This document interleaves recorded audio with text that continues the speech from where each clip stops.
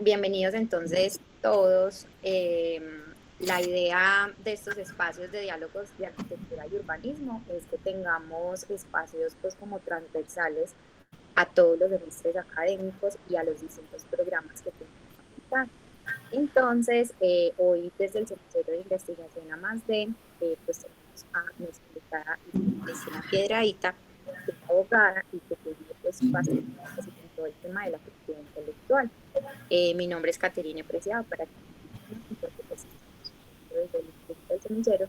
Y esta charla está pues orientada desde el grupo de estudios en procesos editoriales en arquitectura, porque nos hemos dado cuenta que todos estos productos que hacemos constantemente, pues es necesario que los empecemos a proteger antes de empezarlos a publicar en diferentes plataformas.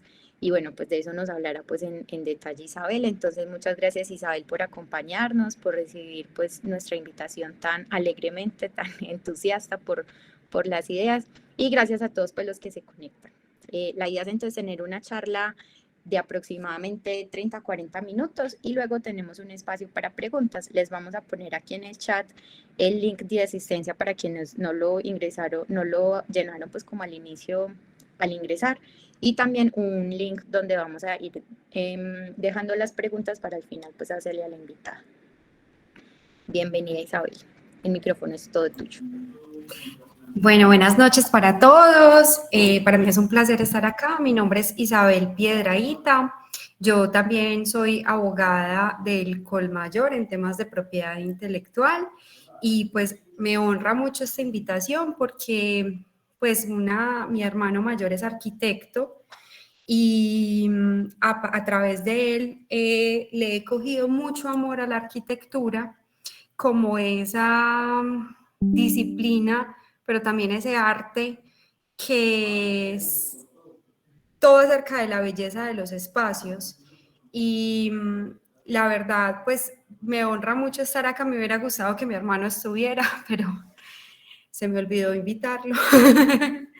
Entonces, de todas formas, pues quiero agradecerles a todos su presencia, agradecer esta invitación. Como cualquier chica aficionada por la arquitectura, tengo un arquitecto preferido, pues del que soy fan. De hecho, dos, una mujer y un hombre. Entonces, pues la verdad lo van a descubrir al final de esta presentación si se quedan lo suficiente. Es y un yo creo gancho que van a... para que se queden, es un gancho para que se queden hasta el final. Exacto, para que descubran el misterio detrás del cambio de temporada. La idea de la dinámica es que yo les voy a ir dando una charla, digamos las preguntas para el final, ¿cierto, Caterine? Listo, entonces vamos, bueno, la van a grabar y quedará en YouTube, genial, como para haberme arreglado un poquito más. Sí, no sale por Teleantioquia, pero sí que queda grabada en YouTube. Sí, no, te imaginas donde saliera por Teleantioquia, Dios mío, ¿cómo sería el titular del Cubo? Abogada de prestigiosa institución educativa no se arregla para salir en Teleantioquia o algo así. Bueno, vamos entonces a empezar. Voy a presentar, tengo una pequeña presentación. Las presentaciones de los abogados son muy aburridoras, pero les prometo que esta es cortica y tiene muchos dibujitos.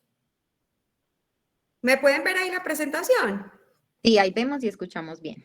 Bueno, entonces quiero abrir esta charla con un caso de plagio, ¿cierto? Como ustedes pueden ver al lado izquierdo, hay dos imágenes de dos estructuras.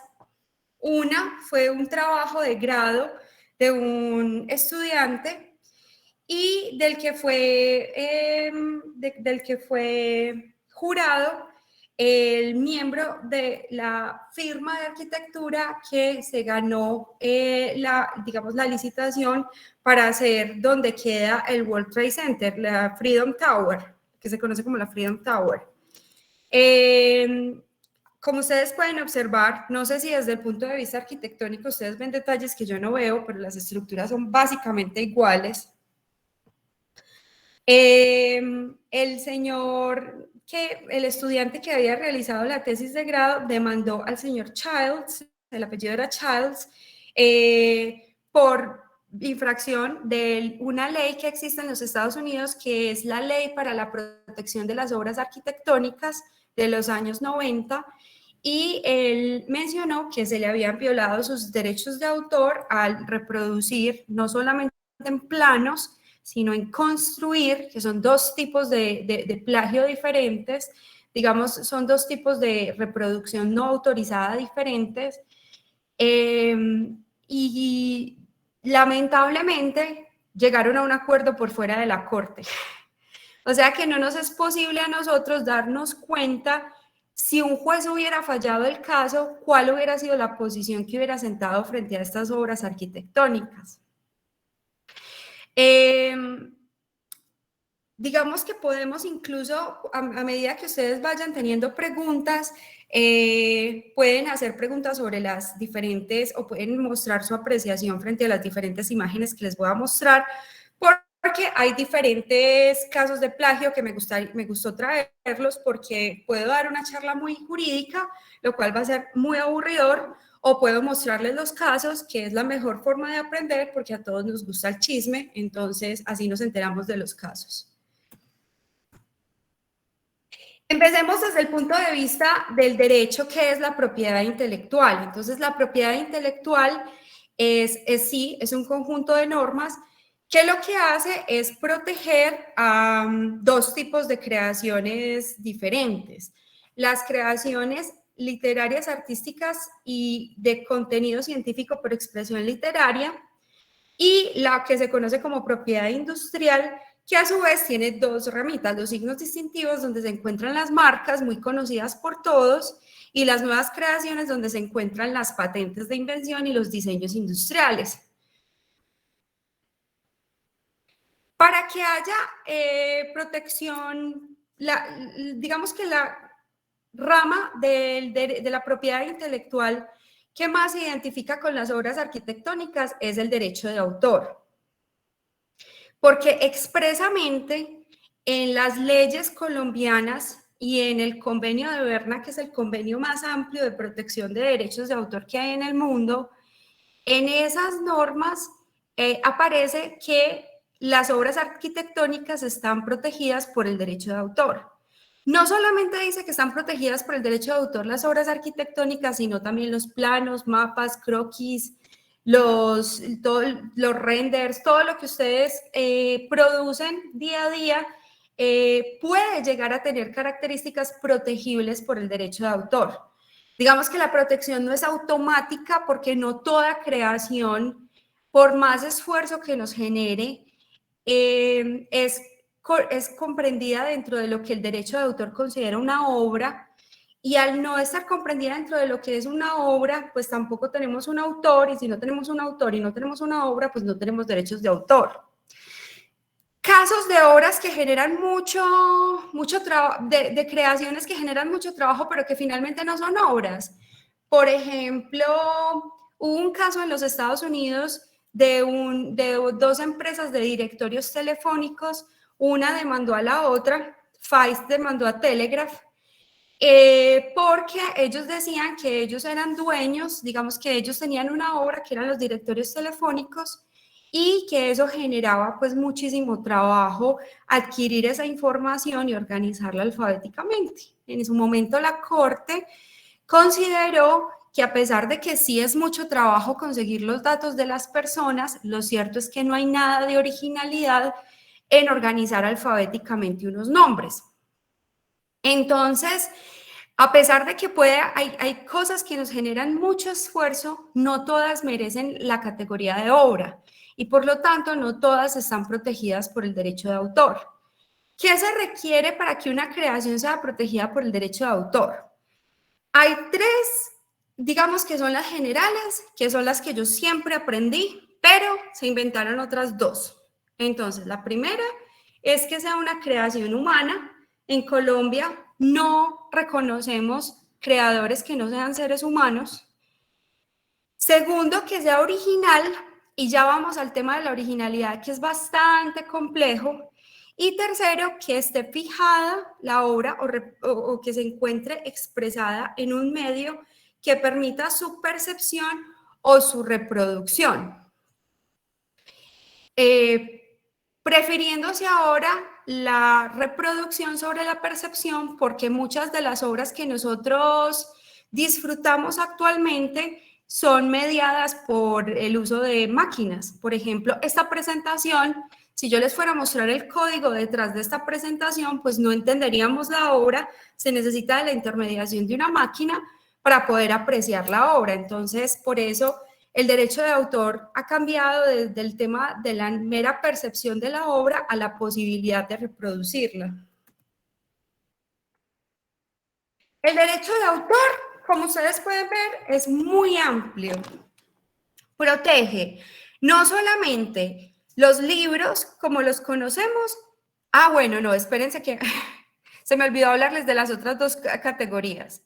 Una es que la obra debe estar fijada, debe estar expresada en medio literario o artístico, y la otra es que la obra debe ser realizada por una persona miembro del Convenio de Berna, de un país miembro del Convenio de Berna. Digamos que eso fue un derecho que se llama como la titularidad dentro del derecho de los tratados, pero que no es realmente importante que lo sepamos. No vale la pena preguntarnos si estamos en Estados Unidos o estamos en Colombia o en algún país, digamos, conocido, si estamos protegidos, porque el Convenio de Berna hacen parte de la Unión de Berna la mayoría de los países del mundo. Digamos que por ahí hay un par de islas en Micronesia que no hacen parte del Convenio de Berna, pero en general China hace parte, Estados Unidos hace parte, entonces digamos Europa hace parte, entonces los principales mercados del mundo y Colombia, por supuesto, están protegidos hacen parte del Convenio de Berna. Entonces, hablemos de las obras que están comprendidas dentro del derecho de autor. Vemos esculturas, vemos obras artísticas como este póster de la película de Avengers, pero también la obra audiovisual de Avengers está protegida por el derecho de autor. Vemos las pinturas como La noche estrellada de Vincent Van Gogh, vemos libros, vemos una fijación en fonograma, vemos una fotografía de J Balvin. La fotografía está protegida por derechos de autor. Si es original, por supuesto. Pero además de eso, J Balvin, al ser intérprete de una obra musical, es titular o digamos es dueño de unos derechos que son afines al derecho de autor, que se llaman los derechos conexos. En la propiedad industrial encontramos los signos distintivos y las nuevas creaciones, las marcas, que son de muchos tipos, incluyendo las marcas tridimensionales como los Crocs, y las nuevas creaciones donde se encuentran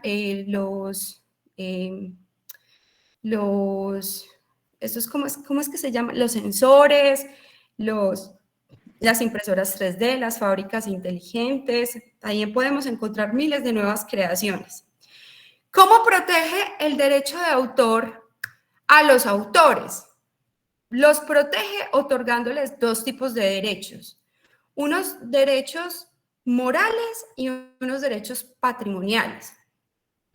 Los derechos morales, y en esto quiero ser muy enfática y quiero que no se les olvide, los derechos morales no se pueden vender, no se pueden transmitir mediante venta, mediante licencia o autorización.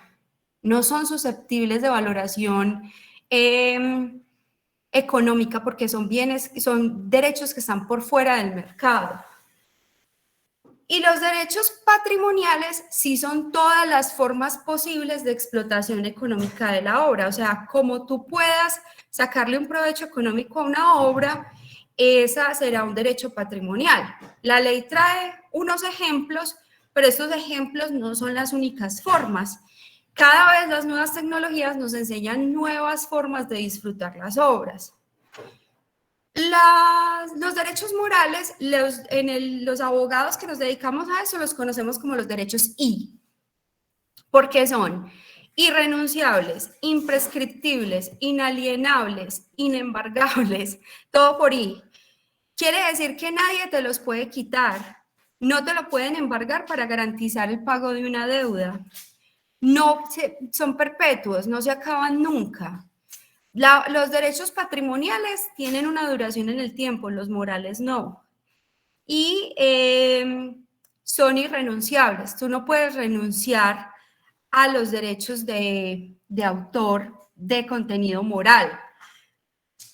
Pero hay una excepción, en la arquitectura hay una excepción. Resulta que cuando ustedes hacen un plano bien bacano y están muy orgullosos de su obra y lo hicieron para un cliente y ese cliente resulta ser súper mañé y coge esa creación y le pone unos detalles que a ustedes no les gustan, como, no sé, un ángel orinando agua, muchos corazones, un piolín o cosas por el estilo, ustedes pueden renunciar a ser reconocidos como los autores de la obra, pero no pueden.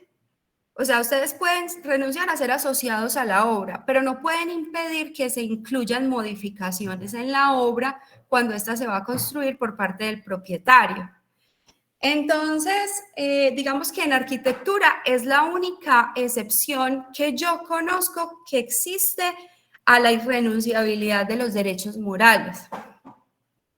Pero de resto, es prácticamente imposible renunciarlos. Usted puede decidir no ejercerlos, como cuando usted permanece anónimo, pero usted no puede renunciar a ellos. Usted no puede firmar ningún contrato que diga y renuncia a los derechos morales. En estos días estaba leyendo los términos y condiciones de una red social, que no voy a mencionar su nombre, pero sí les recomiendo que los lean muy cuidadosamente porque tengo un caso de un cliente que es un fotógrafo que tomó 86 fotografías de un edificio mientras lo estaban remodelando y cogió esas 86 fotografías y las puso en formato de time-lapse para poderlas publicar en su Twitter. Y una entidad estatal cogió ese time-lapse, lo publicó en Twitter, en su cuenta de Twitter, en su cuenta de Instagram, y no solamente eso, sino que no reconoció la autoría de esas obras, no se las reconoció a su verdadero autor y nunca solicitó una licencia o una autorización. Entonces, parte de las excusas que nos daba la gente era que cuando tú subes material a Twitter, tú estás renunciando a tus derechos de autor. Y yo dije, ¿será que eso es tan así? Entonces me puse a leer las políticas, los términos y condiciones de Twitter. Y sí, pues ellos dicen que uno al publicar las obras les está otorgando una licencia a ellos y a todos los usuarios para que es gratuita, que es irrevocable, que es intransferible para hacer uso de las obras que se publiquen en Twitter y haciendo con o sin atribución. El derecho de atribución en Estados Unidos es lo que nosotros conocemos como el derecho moral de paternidad, sin atribución y y renunciando a cualquier acción por violación de derechos morales. Entonces yo leí eso y yo decía, wow, qué maravilloso. O sea, una persona normal lee esto y dice, pues digo normal porque los abogados todos somos un poco anormales, subnormales, creo yo. Pero una persona que no sea abogado lee esto y dice, no tengo derechos. Todas las creaciones o sea, dejaron de ser mías, ya pertenecen a todos los usuarios de Twitter. Pero ya que ustedes vinieron a esta conferencia y entonces ya no van a creer ese cuento porque ustedes van a saber que en Colombia la única forma de transferir los derechos patrimoniales de autor es mediante una presunción de ley o mediante un acto entre vivos o por causa de muerte. Pero vamos un poco más lento. Estábamos hablando de los derechos morales. ¿cuáles son esos derechos morales? Son 5 derechos reconocidos en Colombia, de los cuales 2 son reconocidos en el Convenio de Berna. Los 5 derechos morales reconocidos en Colombia son el derecho moral de paternidad o atribución en los Estados Unidos, que es el derecho que tiene todo autor a ser reconocido como el autor, como el creador de la obra, cada vez que se haga uso de su obra, total o parcialmente. El derecho moral de paternidad puede ser no solamente cobija la forma como el autor se llama, sino la forma como el autor decida darse a conocer. Entonces, si el autor tiene un seudónimo, el ejercicio de ese derecho moral de paternidad incluirá, digamos, la obligación por parte de quien use la obra de incluir el seudónimo por el que la persona ha decidido identificarse. Está el derecho moral de ineditud o inédito en su visión negativa o de divulgación en su visión positiva, que básicamente dice que el autor decide si publica o no su obra, ¿cierto? Él se puede negar a publicar su obra. Otro derecho moral es el derecho de integridad. El derecho moral de integridad dice que el autor puede oponerse a cualquier alteración, mutilación o modificación de su obra que atente contra sus derechos, su reputación y su honor o contra la naturaleza de la obra. ¿Qué es honor y qué es reputación? Queda por verse. Es muy difícil establecer qué podría dañar el honor o la reputación de alguien porque es un tema subjetivo. Y por eso muchos países han establecido para determinar la violación a los derechos, al derecho moral de integridad, un test objetivo que es que el público objetivo de la obra reconozca que hubo una infracción contra la obra al hacer esa modificación, ¿sí? Que no sea que el autor diga, oh, me siento súper ofendido, pero yo solamente súper ofendido, sino que también haya un test objetivo que sea el público de la obra el que determine hasta qué punto hubo una infracción. El derecho moral de retracto significa que el autor tiene el derecho a sacar su obra del mercado incluso después de que ha sido comercializada. Y el derecho moral de modificación es el derecho que tiene el propio autor de modificar su obra, de actualizarla, de corregirla, incluso después de que ha sido publicada. Como ustedes pueden ver, en Colombia reconocemos muchos derechos morales. Eso ha sido un problema para hacer negocios con otros países que no reconocen tantos derechos morales porque ellos dicen que son limitaciones al derecho de propiedad. Y es cierto, porque los derechos morales son derechos fundamentales, tienen la categoría de derechos fundamentales y por ser fundamentales priman sobre cualquier interés de contenido patrimonial. También tenemos los derechos patrimoniales. Isabel, discúlpame antes de que continúes, qué pena, es que nos está pidiendo la palabra Gustavo y pues seguramente sobre el tema que estás hablando, entonces me gustaría como que él pueda hacer su intervención de una vez. Oh, ok, dale Gustavo. Buenas noches. Resulta que recién nos comentabas que acerca de una obra que uno se la vende a una persona y esa persona le pone el angelito orinando, ¿sí? Pusiste el ejemplo. Entonces, en ese caso de que modifican la obra base, pero recién también me decías que uno puede decir que están vulnerando su imagen. Entonces, ¿hasta qué punto, cómo decir, hasta qué punto uno sí puede mandar esa persona por de ración sobre una obra que uno ha hecho? ¿Me explico? Si te entiendo bien, Gustavo, y me dices si es correcto, tú dices que la persona que realiza una obra arquitectónica, bien sea bidimensional, o sea, en forma de plano o en forma ya de estructura tridimensional, tiene unos derechos morales y patrimoniales como los que he hablado, y que la persona, el propietario, la persona que encarga la realización de la obra al arquitecto, puede introducir reformas, modificaciones en la obra, y hasta qué punto ustedes podrían reclamar por una violación de derechos morales como el derecho moral de integridad, ¿cierto? Exactamente, sí, básicamente eso. O sea, porque realmente, no sé, yo hago un edificio todo muy bonito y de repente le ponen una cosa que te daña mi imagen, sí, horrible, en el caso de que, a ver,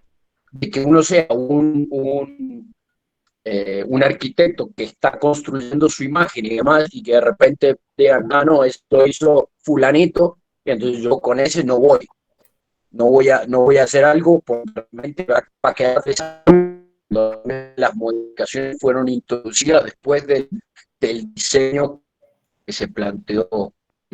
Claro.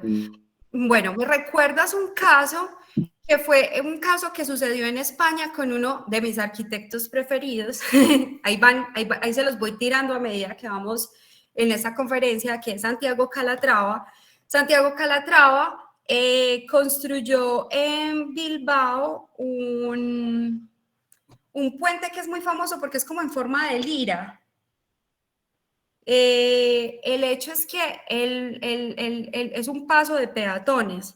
Resulta que al lado quedaba una estructura pública también muy conocida y las personas tenían problema para acceder al paso peatonal porque les tocaba, las personas con discapacidad no podían acceder porque tenían que subir y bajar mucho. Entonces, el ayuntamiento de Bilbao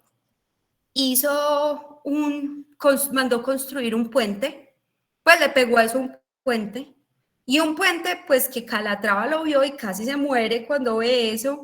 Él incluso demandó al ayuntamiento de Bilbao porque él decía que esa era una modificación que él no había autorizado, que desmerecía la obra, o sea, que realmente la afectaba y que no, y que pues, y tuvo muchos argumentos, entre otros él dijo, si yo fui el creador de esta estructura, ¿por qué no se me dio la posibilidad de licitar para hacer el puente?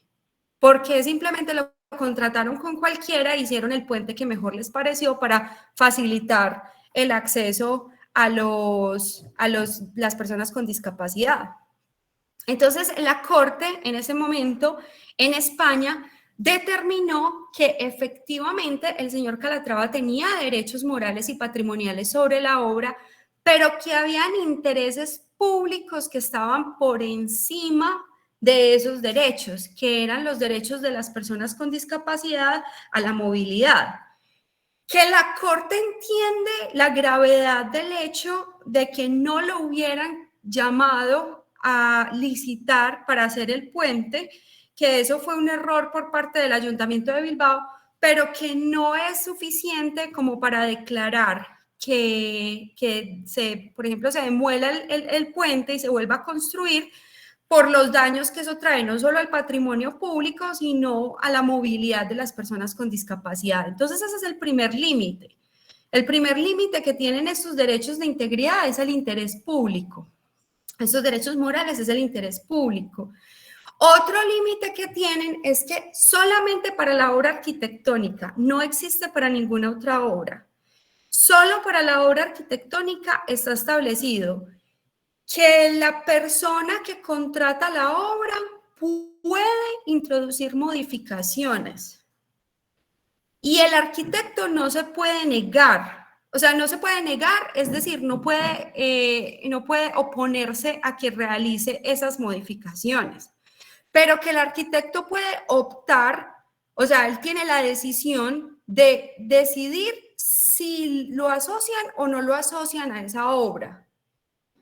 Entonces, la respuesta a ti es que para todos los otros tipos de creadores hay un derecho moral de integridad en murales, en música, en escultura, en pintura, en cine, para todos hay, excepto para los arquitectos, porque en varios países se ha determinado que por ser obras utilitarias y relacionadas con el derecho a la vivienda y el derecho a la propiedad privada, vale la pena establecer una excepción a ese derecho moral de integridad, y es que sí pueden meterle modificaciones espantosas como lo que le hicieron a Calatrava en España, pero no se pueden oponer a ellas. Ellos pueden optar a no darse a conocer como los arquitectos de esa obra, para que su nombre no se vincule a semejante atrocidad, pero no pueden oponerse a que se realice la modificación.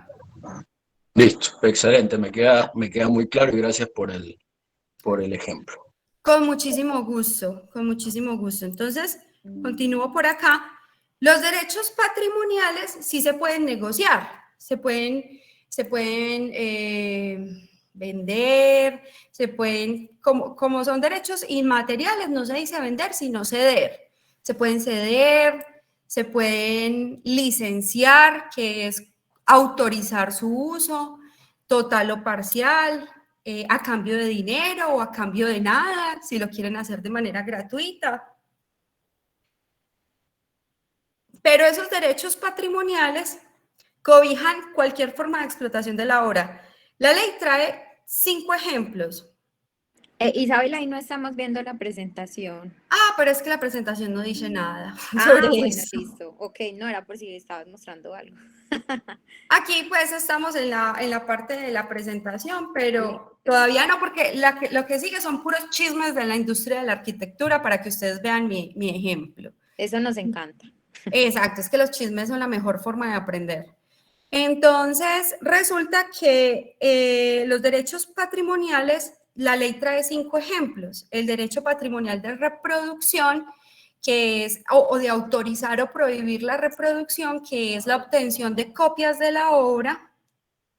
El derecho patrimonial de comunicación pública, que incluye la puesta a disposición de la obra, que es dar a conocer la obra a un grupo de personas, como al público. El derecho patrimonial de distribución pública, que es hacer negocios sobre esas copias que se hicieron en la reproducción, como venderlas, alquilarlas, donarlas, prestarlas, todo eso es distribución pública. El derecho patrimonial de transformación, que es el derecho de hacer adaptaciones, traducciones, arreglos de las obras, que es un derecho que el autor tiene, que lo puede negociar. Aquí hay una confusión que se presenta muy a menudo. Yo les acabo de decir que hay un derecho moral de modificación y que hay un derecho patrimonial de transformación. Entonces ustedes me van a decir, bueno, ¿es moral o es patrimonial? Porque me suenan iguales. El moral de modificación solo lo tiene el autor. El autor es el único que puede modificar el original de la obra. Entonces, cuando se hace una modificación por parte del autor, no se está creando una nueva obra, ¿cierto?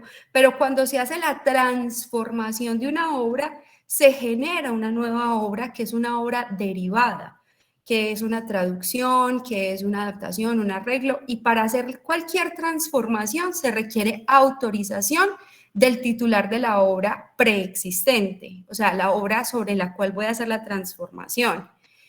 Y también está el derecho patrimonial, que lo tenemos los miembros de la comunidad andina, que es de oponernos a cualquier importación que se haga de ejemplares de la obra que atenten contra los derechos patrimoniales o morales de autor. O sea, el autor puede, el titular de ese derecho puede impedir que se importen copias de las obras al territorio aduanero nacional que puedan infringir los derechos de autor.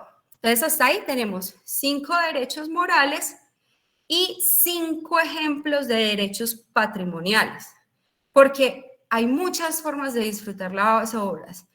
YouTube no existía en los años 90, pero a través de YouTube se creó toda una nueva forma de explotación de las obras.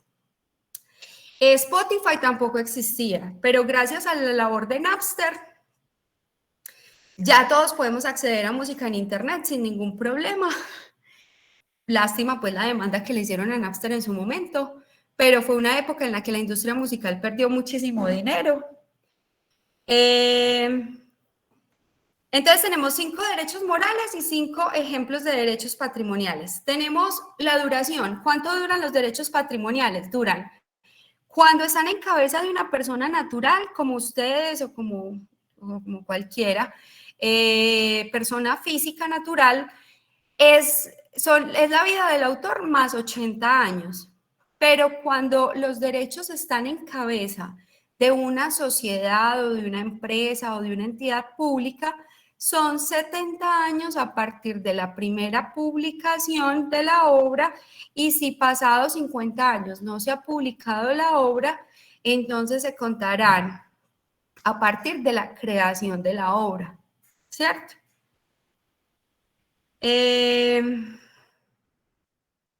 Bueno, vamos a ver un poquito de chismes. ¿Qué horas son?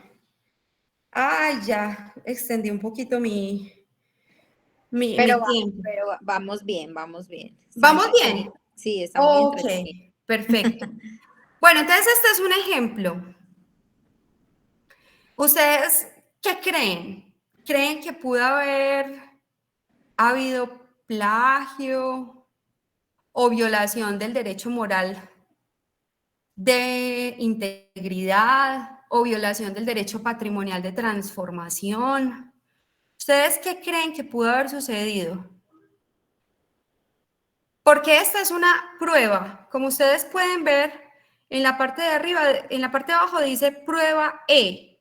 Y arriba dice el cuaderno, el folio, el documento y el número del caso en el que está el caso, pues el juzgado que tiene el caso.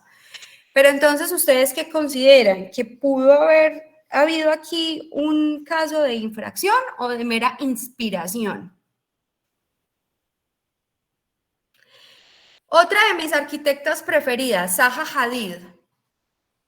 Zaha Hadid hizo este render como una muestra para unos edificios en Pekín. Se llamaba Soho Pekín o Beijing, como le dice la gente sofisticada.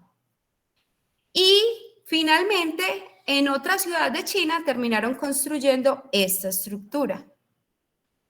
Entonces podemos hablar que esta segunda estructura es una obra derivada de esta primera estructura. ¿Ustedes qué consideran? ¿Que puede haber o que no puede haber como una infracción ahí? ¿O este autor meramente se inspiró en esta? Pero la infracción en los derechos de autor en las obras arquitectónicas no se limita solamente al espacio exterior. En la distribución de los interiores puede llegar a haber plagio. No cuando esas consideraciones, o sea, cuando los interiores se hacen para cumplir con una norma y tienen que ser así para cumplir con una norma, entonces no se considera que sean elementos originales. Pero si no hay una norma que diga cómo se deben repartir los interiores, cómo se deben distribuir las plantas, y de forma totalmente arbitraria se hace una distribución y otra persona copia esa distribución, ya hay precedentes en España donde se determinó que por no obedecer a consideraciones funcionales, es decir, la distribución no era funcional, entonces era una obra y por lo tanto merecía ser protegida por los derechos de autor. Entonces, la pregunta aquí es, ¿ustedes consideran que en esta distribución de interiores puede haber una reproducción no autorizada? ¿O puede haber una reproducción o una simple inspiración, como dicen todos los demandados, que se inspiraron en? Porque es que la originalidad en la arquitectura es un tema bastante importante, dado que las estructuras arquitectónicas cumplen funciones útiles, sirven para que la gente viva en ellas, las habite, satisfacen derechos fundamentales como es el derecho a la vivienda, pero no, y lo hacen también cumpliendo con una normatividad muy estricta. Entonces, lo que han dicho las Cortes cuando se han llevado algunos casos de arquitectura es que las construcciones antisísmicas o el techo en B invertida, todos son iguales porque tienen que cumplir la misma norma. Entonces, no se puede decir que una construcción o un plano infringió otra obra cuando la forma como está hecha la obra es para cumplir con una normativa, ¿sí? Y tiene que ser así para cumplir con esa normativa. Pero si no existe una normativa y la persona hizo una distribución de acuerdo con su creatividad personal, dejó su sello personal en la obra, entonces sí es posible hablar de una infracción cuando hay una copia de esa obra. Ahora, ¿cuándo hay infracción? Cuando se copia el plano. Y muchas veces hay que recrear el plano, o sea, muchas veces la gente ve la obra construida, recrea el plano, ahí hay una reproducción, primera reproducción no autorizada, y después hacen una construcción de la obra que es una reproducción tridimensional y una comunicación pública de la obra. Entonces ahí ya no hay violación a un solo derecho, sino a dos derechos patrimoniales.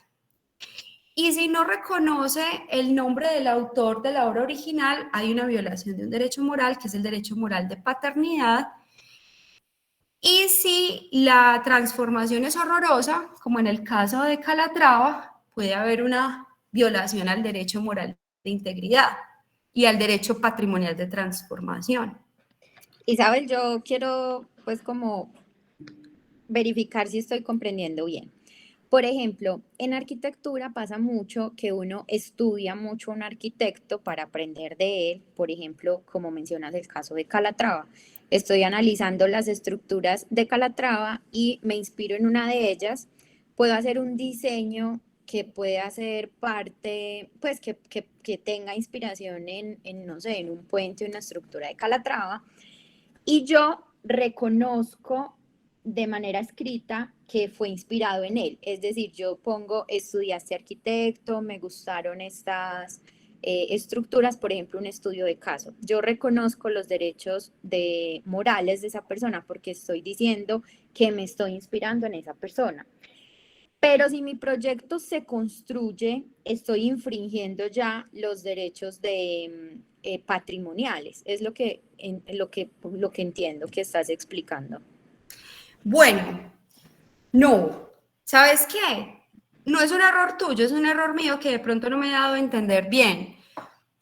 Tú te puedes inspirar en Calatrava, en la forma como él, por ejemplo, si tú vas al museo de Milwaukee, eso es una cosa, o sea, la estructura del cisne saliendo del lago de ese museo es la cosa más espectacular que yo he visto o sea, es del top 5 de mi vida. Si tú dices, ¡jue madre, qué rico hacer una estructura que imite el movimiento de un ave! O que imite una posición de un ave, tú puedes estarte inspirando en la misma inspiración de Calatrava, pero Calatrava no es dueño de la idea, él no es dueño de voy a construir una estructura que imite una posición de un animal, eso es una idea, él es dueño de la forma como esa idea quedó expresada, ¿cierto? Entonces tú puedes hacer un puente inspirado en Calatrava, claro, tú puedes hacer un puente que utilice la misma disposición de las curvas o la misma disposición de las rectas que Calatrava, pero no estás copiando su obra, ¿sí? Copiar la obra de Calatrava es que cojas y hagas el puente igual Una o copia, exacto. sustancialmente similar, o sea, que cojas los elementos que no son funcionales y que son netamente originales y los copies, ¿cierto? Listo, Ahí sí hay comprendo. una violación, no solamente de derechos morales, porque no está reconociendo a Calatrava como el autor de la obra original, sino que también hay violación de derechos patrimoniales por varias razones. Una, porque para poder hacer esa obra, copiarla, tú tuviste que copiar el plano. Y el plano es una obra protegida por los derechos de autor. Pero aparte de eso, tuviste que construir la estructura en forma de maqueta o construirla ya en la estructura en el mundo físico. Si tú la construyes, tú no solo estás reproduciendo la obra, sino que también la estás comunicando al público porque la estás ubicando en una forma que cualquier persona la puede percibir.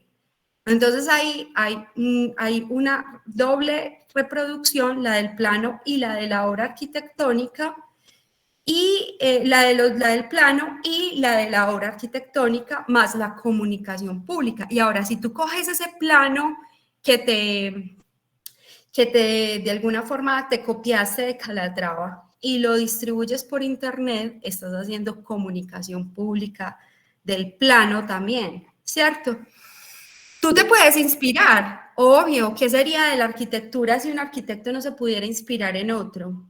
Es que, pero una cosa es uno copiar la idea y otra cosa es copiar la creación, ¿cierto?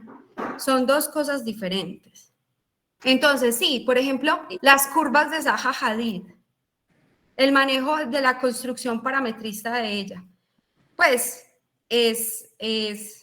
eso no es una idea que sea de Zaha, ¿cierto? Ella perfeccionó esa técnica constructiva, pero el manejo de estructuras con curvas no es de ella, ¿cierto? Existían estructuras con curvas mucho antes, solo que ella logró forzar la resistencia de los materiales hasta el límite de su flexibilidad para lograr unas estructuras únicas. Pero solamente porque tú hagas un edificio todo en curvas no quiere decir que estás copiando a Zaha. Pero si tú coges este museo que está en Azerbaiyán, que es muy famoso de ella, que es todo blanco, y lo copias, pues ahí no te estás inspirando, ahí estás copiando. ¿Sí, sí me notas la Listo, sí. diferencia? Sí, comprendo. O sea, una cosa es como poner la obra tal cual y la otra es agarrar, es como la idea de la que partió el arquitecto para generar la nueva pues, forma. Sí, Listo, exactamente. perfecto. Bueno, y Manuela también va a hacer por aquí una pregunta. Hola, Manuela.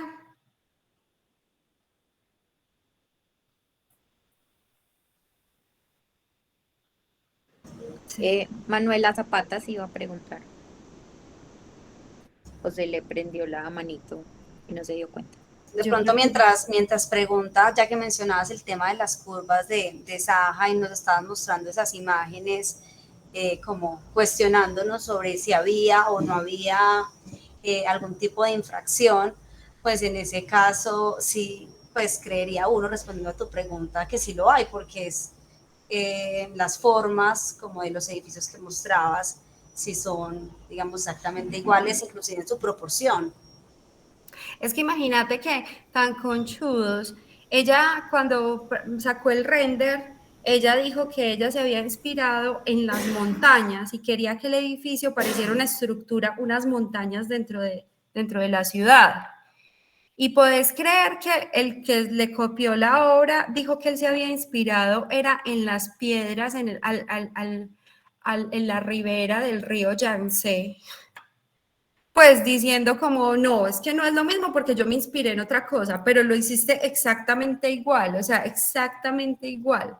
En Estados Unidos exigen que la persona haya tenido contacto con la obra, que se demuestre que la persona tuvo contacto con la obra para determinar si hubo plagio o no.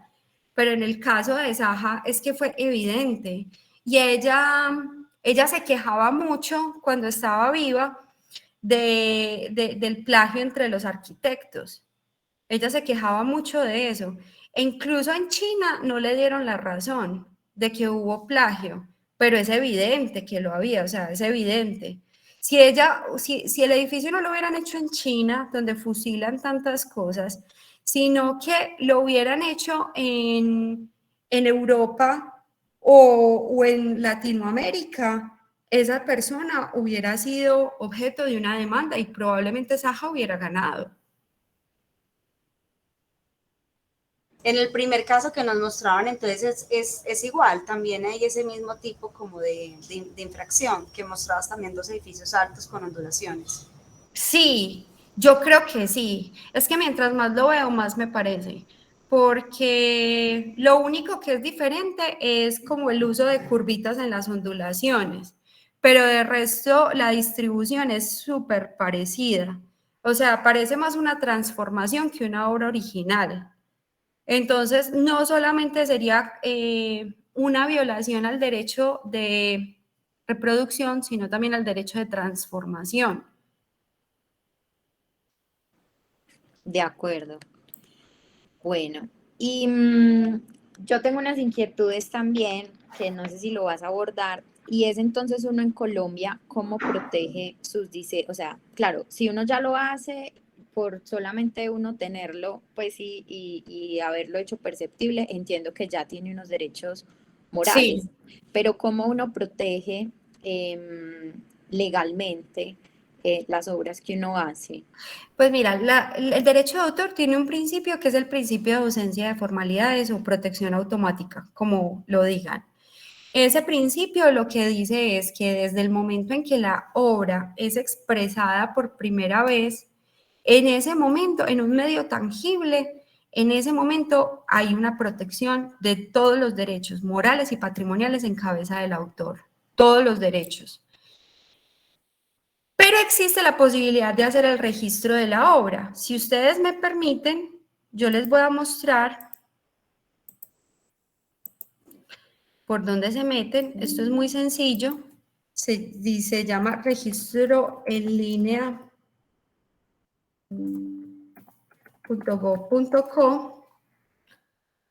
Se meten acá, crean una cuenta de usuario.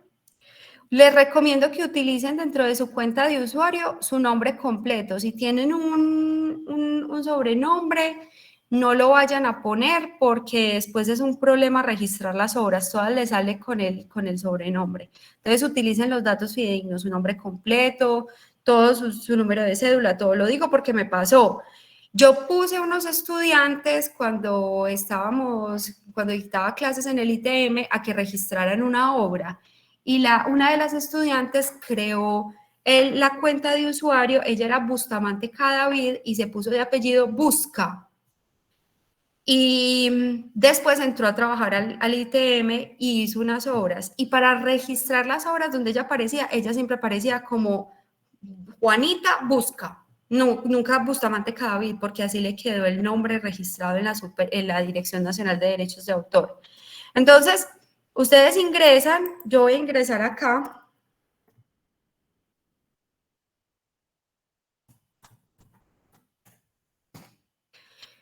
Como verán, tengo varias obras para registrar, están en trámite. Se meten por acá donde dice obra artística, iniciar,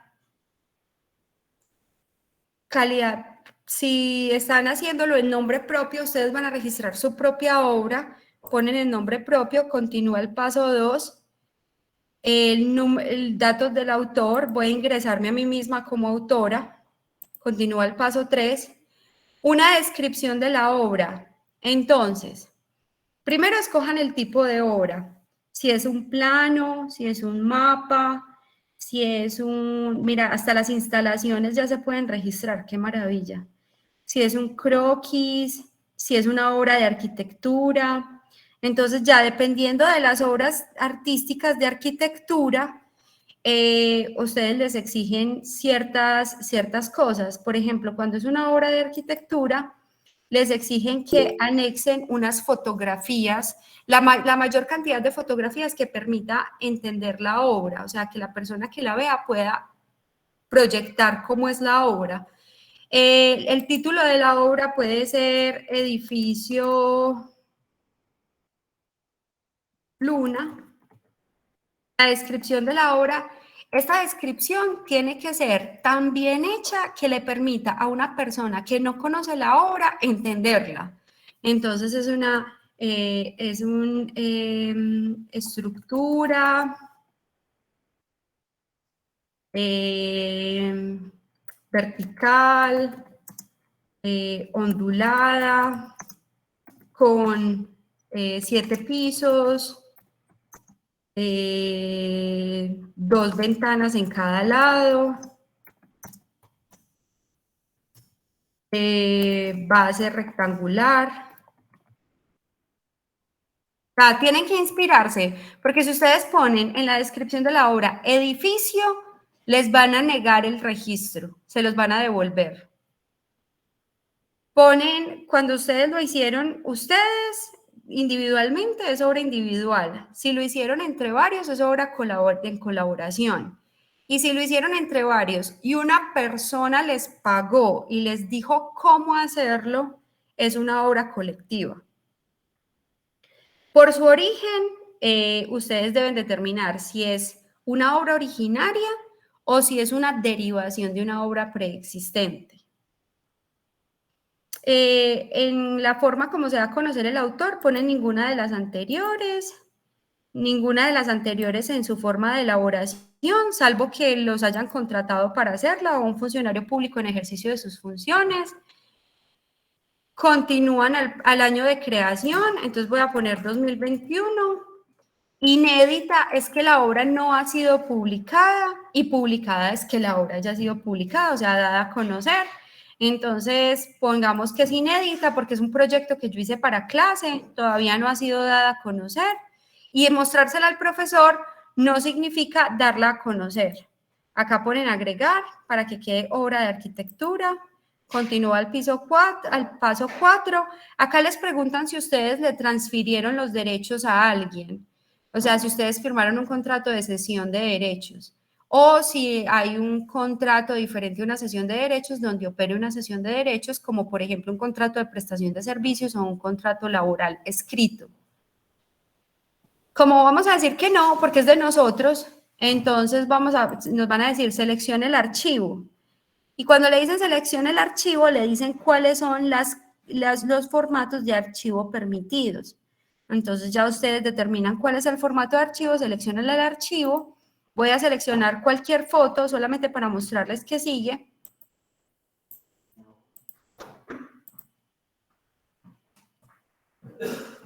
Finalizar el registro.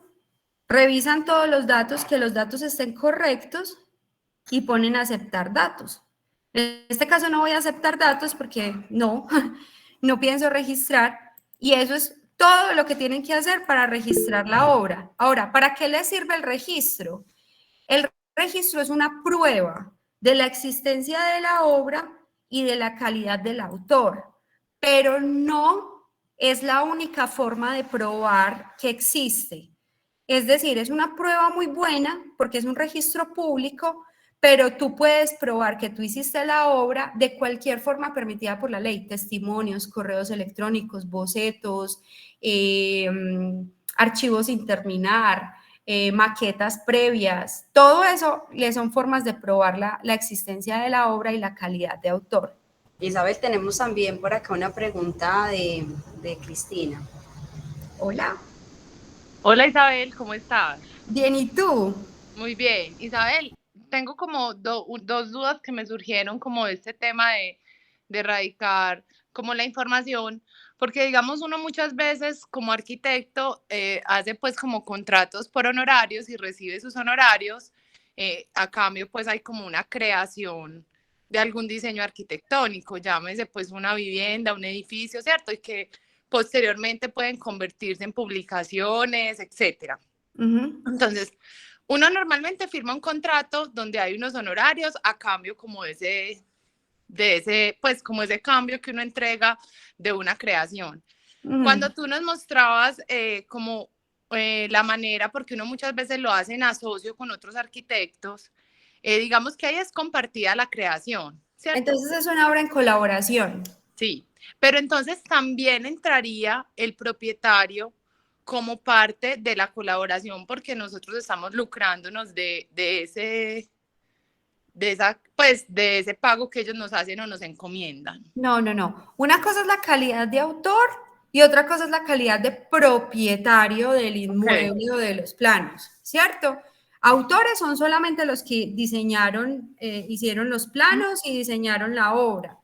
¿Qué puede pasar? Que en la parte donde dice transferencia de derechos, ustedes pongan sí, o en la parte de abajo, donde dice obra por encargo, pongan obra por encargo, señalen obra por encargo. En ese caso, cuando van a registrar la obra, cuando van a subir los archivos, les piden copia del contrato. ¿Eso qué significa? Que el dueño de los derechos patrimoniales, el titular, es, claro, la persona que me contrató para hacer y me pagó mis honorarios, pero que yo soy el autor de la obra. Listo, hasta ahí está claro, Isabel. Segundo, hay situaciones donde nuestro cliente, en algunos casos, nos exige acuerdos de confidencialidad, ¿cierto? Porque X, pues, tiene algún cargo, no le interesa mostrar su proyecto por X o Y razón. En ese caso, nosotros, dentro de ese acuerdo de confidencialidad, tendríamos que cuidar también cómo hacer pública esa creación. Sí, pero eso no significa que no la puedan registrar. O sea, se puede registrar de todas formas, porque el registro es un registro público, pero no te permite ver la obra, solamente te permite ver qué obras están registradas, pero no te permite ver el detalle de la obra. Entonces, tú cuando haces la consulta, tú puedes ver, yo puedo ver que hay una obra que se llama La Arepa Feliz, pero no me la muestran. Solamente me dicen, sí, esta obra está registrada, ya, pero no me muestran los planos o el detalle. Ahora, una cosa que es muy importante, que me parece que Nora tocó el tema parcialmente o me hizo prender el bombillo, es cuando ustedes participen en concursos, registren la obra, métanla antes de entregarla, porque puede pasar, como ha pasado ya en otras ocasiones, en otros países, en otras latitudes, que la persona somete un diseño para un concurso, de alguna forma no se lo ganó o algo pasó y después resulta una estructura muy similar a la que ustedes presentaron. Entonces, hagan el registro de la obra antes de entregarla para cualquier concurso.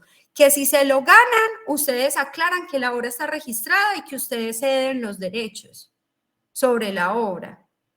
Los derechos patrimoniales de autor, los morales no se pueden ceder, pero los derechos patrimoniales sí. Pero salvo que ustedes firmen una cesión de derechos antes de entregar la obra para el concurso, lo cual me parece lo más injusto del mundo porque no te lo has ganado, hasta ahora solamente ha sido esfuerzo tuyo, nadie te lo ha pagado y que te obliguen a ceder derechos me parece súper abusivo. Pero si la cesión de derechos se da solamente para el ganador, todo lo que ustedes metan a concurso, regístrenlo antes, es que el registro es gratis. El registro no se los cobran. Y miren lo fácil que es. Gracias, Isabel, me quedó muy claro. No, con mucho gusto, Nora. Nora Cristina. Gracias. Bueno, yo tengo un cerro de preguntas porque como que no sabemos nada del tema. Pero bueno, yo los confundí más. Sí, no, para nada, antes nos aclaró, pero entre más se aclara van saliendo más dudas, pero todas. Claro, porque uno como que se le empieza a abrir como todo el panorama de todo lo que uno no ha hecho en la vida. Pero yo quiero hacer como una pregunta es, ¿uno qué gana con reclamar los derechos de autor? Por ejemplo, a mí me ha pasado... ¿Plata? Sí, pero uno, pues, por ejemplo, hablando en términos prácticos, uno ve que hay una fotografía que está circulando, que fue un diseño que uno hizo, que alguien modificó y que lo está publicando en redes. Sí. Entonces, uno, ¿cómo procede a hacer esa reclamación de derechos y qué gana? O sea, digamos, uno cómo establece esos montos por los que puede demandar. Pues yo sé que es algo ya muy como del... Bueno, te cuento. La Dirección Nacional de Derechos de Autor, como juez, porque es juez en temas de derechos de autor, Por derecho moral está reconociendo como por cada derecho está reconociendo un tope de dinero, por cada derecho moral. Entonces ellos se basan en unas sentencias del Consejo de Estado que dicen que por perjuicios extrapatrimoniales, que es cuando le violan a uno los derechos morales, que por perjuicios extrapatrimoniales no se pueden reconocer más de 100 salarios mínimos. Entonces, lo que hace la Dirección Nacional de Derechos de Autor es decir, hay 5 y 5, entonces pongamos 10 por cada uno. Entonces, el máximo que están reconociendo por derecho moral son aproximadamente 10 millones de pesos por salarios mínimos, pero pueden reconocer menos dinero porque también han reconocido 8, 7, pero ese es, digamos, como el tope. Y en cuanto a perjuicios patrimoniales, lo que se logre probar, si la publicación ha tenido muchos views, la han comentado mucho, ha aparecido en publicaciones especializadas o en blogs especializados, eso significa que hubo un reconocimiento a la persona. Y en ese sentido, a quien publicó la obra sin autorización, y en ese sentido, uno puede reclamar una indemnización mayor que si fuera una obra que solo han visto 2 o 3 personas. Yo justamente enlazada con algo que escribió en este momento en el chat de Vanessa Herrera, ahora que estabas diligenciando el formato allí en línea, decía que se había sido publicada o era inédita, ¿cierto? Sí. ¿Qué significa que esté publicada? O sea, ¿es publicada editorialmente o, como lo pregunta Vanessa, el subirlo a alguna red social ya? Subirlo a una red social es publicarla, salvo que sea una red cerrada, que sea para ti y para tu familia, que no salga de tu ámbito doméstico, personal, de amigos o familia. Pero cuando es una red social donde está abierta, sí es una forma de publicación. Okay, no necesariamente por publicación entendemos un proceso editorial, es divulgarla abiertamente. No.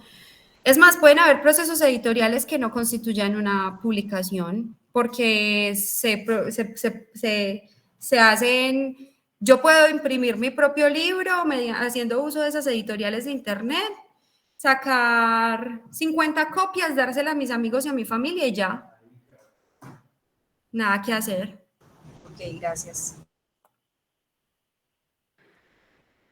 Bueno, no, yo creo que a todos quedamos súper como que ya nos explotó medio el cerebro. Bueno, entonces espérense que es que me falta la última parte de la presentación. Dale, claro que sí. Pero espérense que no es tema, no se vayan. Es que esta es la parte de preguntas y esta es la parte de mi correo electrónico y de mi teléfono para que me contacten con lo que necesiten, si tienen alguna duda, si tienen alguna inquietud, si tienen algún caso. Con muchísimo gusto se les atiende a todos. Pregunten por lo que no vean. Sí, no, muchas gracias. Yo quería hacer una pregunta final, pues como si no, el público no tiene más, y es en cuanto a las obras que son académicas, porque pues en la universidad se producen muchas cosas. Por ejemplo, un diseño dentro de una asignatura de diseño 7. Y resulta que ese diseño se hace dentro de las dinámicas del curso, pero tal vez ese estudiante va y lo construye. Pues no sé, se consigue un cliente, lo construye. La universidad como institución y los profesores tienen derecho a reclamar. ¿Qué derechos tienen de autor por reclamar? Bueno, el Estatuto de Propiedad Intelectual del Colegio Mayor es claro en decir que las obras que los estudiantes hagan en desarrollo de sus actividades académicas les pertenecen a ellos los derechos morales y los derechos patrimoniales, salvo que el profesor se haya sentado a hacer la obra con él, ¿sí? Se haya sentado a hacer el diseño con esa persona. Porque si el profesor solo le dijo, ¿por qué no en lugar de ponerlo tan plano, le pones un poquito más de curvita? ¿O por qué no en lugar de hacer esas ventanas tan rectas, les das como otra formita? O lo veo muy simétrico, ¿por qué no lo haces un poquito más asimétrico? Eso es dar ideas. Recuerden que las ideas no están protegidas por el derecho de autor. Solamente la forma como esas ideas están expresadas. El premio es para el que realiza la obra. Entonces, en ese caso, salvo que el profesor te haya dicho, no, necesito que le hagas una curvatura de yo no sé cuánto, de un radio de tanto, y que le pongas un o sea, que las instrucciones sean tan precisas que vos seas un mero ejecutor de la obra, pero que no haya ningún aporte original tuyo. Ahí eso sí es del profesor, porque usted solamente fue el instrumento que terminó haciendo la obra. Pero si la persona no te da esas instrucciones tan precisas, sino que simplemente te dice, ve, esa vaina se te va a caer así, ponle otro pilar. Eso no lo hace coautor de la obra. Eso simplemente lo hace una persona que da ideas, como todos los docentes debemos dar ideas. Si el docente, pero eso no excluye que el docente haya sido tan juicioso, que se haya sentado, pues tan entregado, que se haya sentado a hacer el diseño, pues, y a dibujarlo o hacer la maqueta, pues ya con elementos originales del mismo profesor y todo. En ese caso, puede haber un fenómeno de coautoría. ¿Qué derechos tiene el Colmayor? En ese caso, tendría los mismos derechos del profesor, ¿cierto? Pero no tendría los derechos del estudiante. El estudiante como coautor tiene sus propios derechos. Listo, perfecto. Gustavo tiene otra pregunta. Yo una última pregunta. En tu presentación ponías el zapato de Croc. Perdón, Gustavo, es que se te escucha súper Gustavo, se te escucha súper mal. Si quieres la pones en el chat. ¿Escuchan mejor ahora?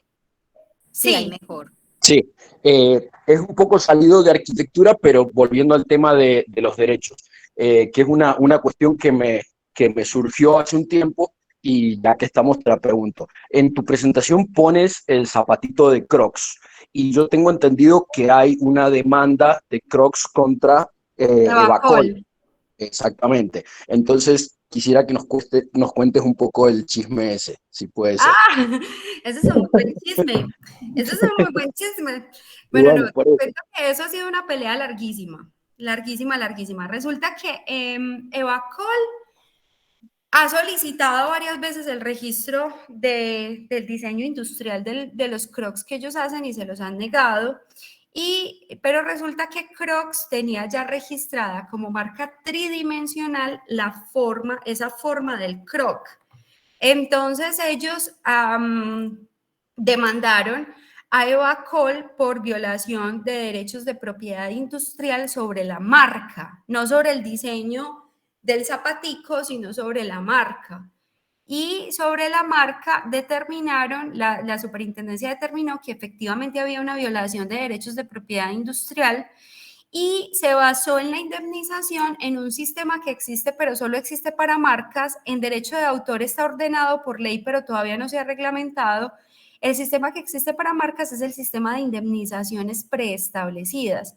Entonces el juez, una vez demostrado el daño, tiene una discrecionalidad entre 3 y 100 salarios mínimos para sancionar por cada infracción de marca. Entonces a Evacol lo terminaron condenando por varios cientos de millones de pesos por violación del derecho de marca. Ellos se trataron de defender de muchas formas. E incluso ellos dicen que ellos buscaron la nulidad del acto que concedió la marca a Crocs.